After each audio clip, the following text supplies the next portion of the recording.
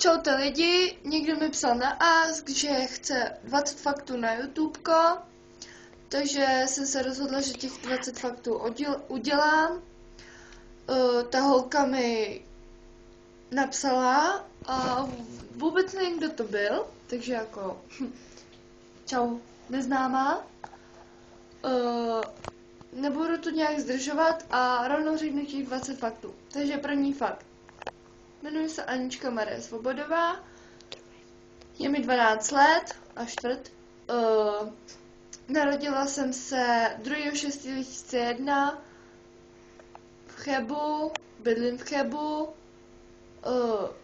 na Zlaťáku, mám psa, maltéského psíka, miluju koně,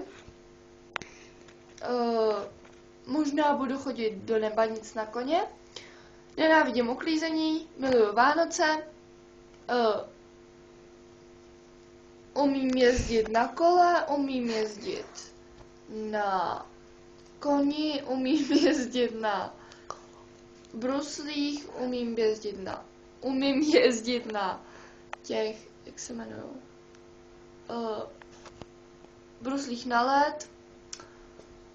A v pondělí jedu z 3.2. jedu na lyžák. Budu tam do 7.2.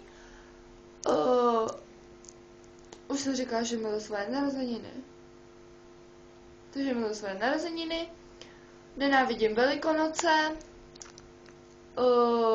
Mám 3 sestry. Měli jsme morče. Měli jsme ještě jedno morče. Oba dva nám umřeli, protože měli infekci. Zítra si jdu pro boty na lyžák a nevím, kolik jsem řekla faktů. Je to moje první video. Na Asku se jmenuju retuš.sro nebo takhle nějak, prostě tam zadejte retuš, jo, a pak třeba ještě na Skypeu se jmenuju Aninka, všude tečky, za Ačkem ne, na konci, Aninka 12,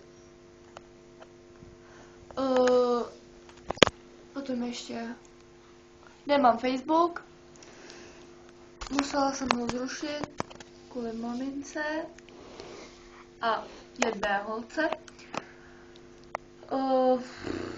Nenávidím Pavlínu Šusterovou. Mám hodně ráda svého nejlepšího kamaráda Samíka, Lauru Lukáčovou, je to moje sousedka, asi jsem řekla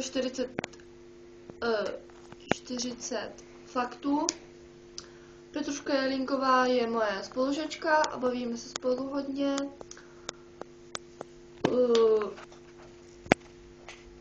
A to je asi všechno pro tohle video, takže se s váma loučím. Čaute!